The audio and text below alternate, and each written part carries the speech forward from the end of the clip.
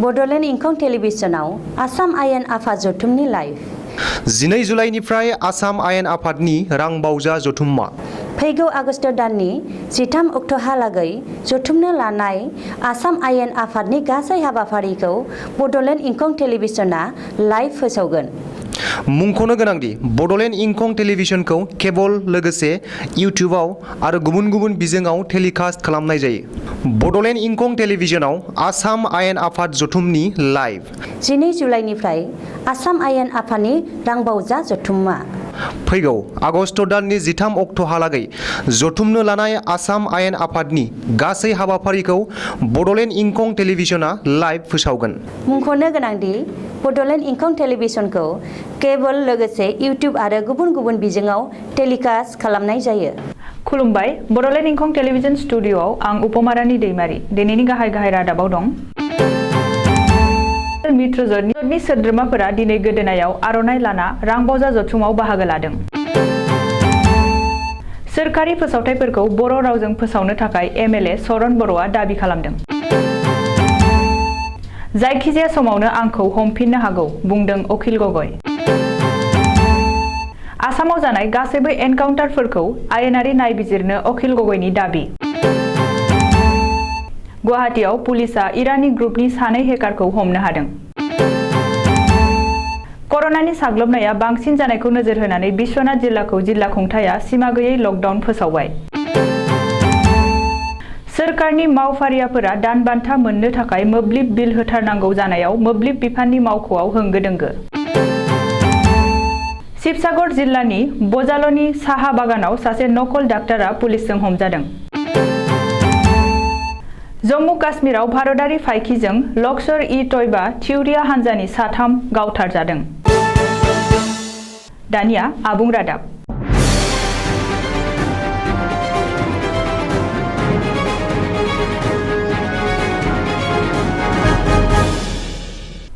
आसामनि खुंथाय गोहोआव थानाय मित्रजोटनि गासैबो सोद्रोमाफोरनि गोदोनायाव दिनै बर' हारिनि सिनायथि आर'नाइखौ नुनो मोन्दों। गिबि मन्थ्रिजों लोगोसे गासैबो केबिनेट मन्थ्रिफोर आरो बिजेपि, एजिपि आरो इउपिपिएल मित्रजोटनि सोद्रोमाफोरा दिनै गोदोनायाव आर'नाइ लाना आसाम आयेन आफादनि रांबावजा जथुम्मायाव बाहागो लादों।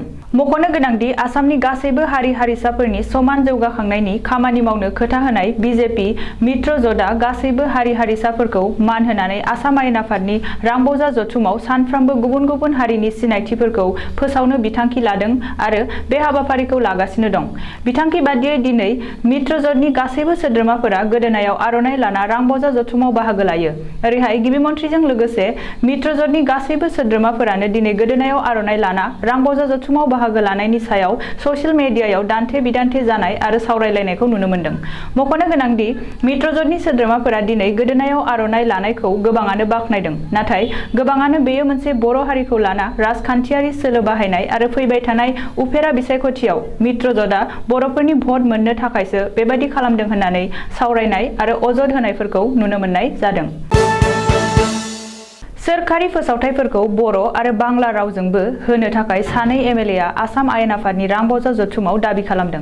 मिथिनो हानाय बादिब्ला सोरखारि फोसावथायफोरखौ बर' रावजों बर' रावनि खौरां बिलाइफोराव फोसावनो दाबि खालामदों आरो बेनि सायाव रांबावजा जथुमाव बिपिएफनि एमएलए सरन बर'आ सोंथि सोंदों। एमएलए सरन बर'नि सोंथिनि फिननाय होना मन्थ्रि फिजस हाजरिकाया फोरमायनाय बायदिब्ला बे समाव बर' रावनि गांथाम खौरां बिलाइयाव सोरखारि फोसावथायफोरखौ फोसावगासिनो दं। बेजों लोगोसेनो गां 13 असमिया, गां 9 इंराजि, गां 4 हिन्दी आरो गां 6 बांला खौरां बिलाइफोराव सोरखारि फोसावथायफोरखौ फोसावगासिनो थानाय जादों होननानै फिजस हाजरिकाया फोरमायदों।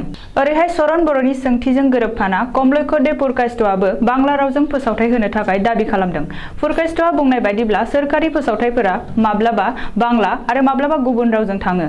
बरागाव बांला रावा सोरखारि, बेनिखायनो सोरखारि फोसावथायफोरखौ बांला रावजों होनो थाखाय कमलैक्ष पुरकायस्थ'आ सोरखारखौ खावलायो। जायखिजाया समावनो पुलिसजों हमजाफिननो हागौ शिबसागरनि एमएलए अखिल गगैआ। अखिल गगैआ दिनै गावनो बे दाबिखौ खालामदों आरो बेनि थाखाय आसामनि रायजो राजाफोरनिफ्राय हेफाजाब नागिरदों।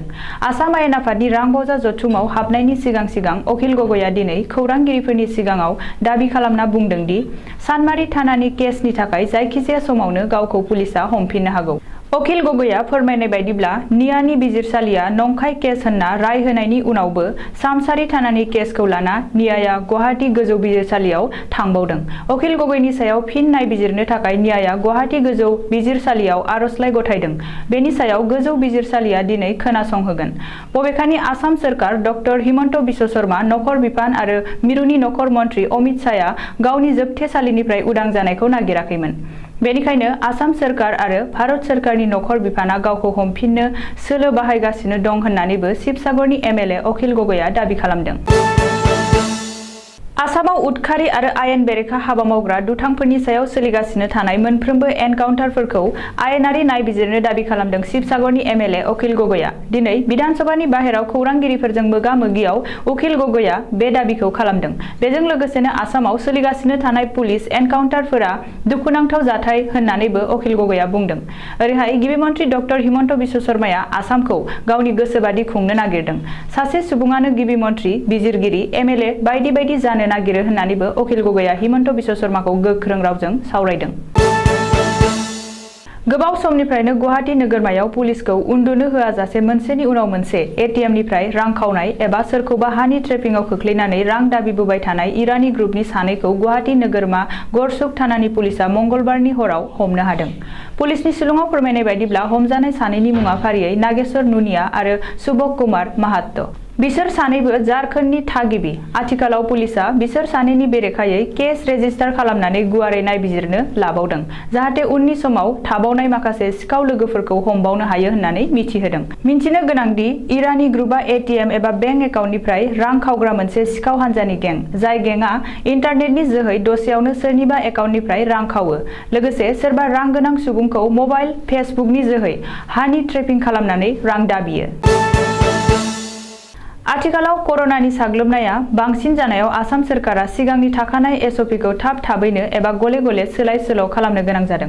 बिश्वनाथ जिल्लानि दाब दाब जायगायाव कर'नानि साग्लोबनाया बांनायनिफ्राय बांलांबाय थानायाव आसाम सोरखारनि मिथिंगायारि अलखद सामलाय बिफाना जिल्ला खुंथायगिरिखौ बिथोन होनानै बुधबारनिफ्राय बिश्वनाथ जिल्लाखौ सिमा गैयै आबुं लकडाउन फोसावबाय। बेनि अनगायैबो जरहाट आरो गलाघाट जिल्लायाव साननैनि थाखाय फोलावदेरनानै आबुं लकडाउन फोसावनाय जादों।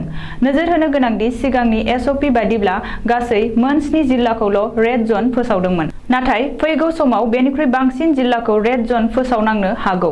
मानोना आथिखालाव सिगांनि एसअपि बायदिब्ला माखासे जिल्लायाव बेलासिनि 4 रिंगानिफ्राय दखान एबा गलाफोरखौ खेवहोदोंमोन आरो 5 रिंगानिफ्राय कार्फिउ फोसावदोंमोन। नाथाय दा बेखौ सोलायफिननानै बेलासिनि 3 रिंगासिमल' गलादारफोरखौ गला खेवनो बिथोन होनाय जादों।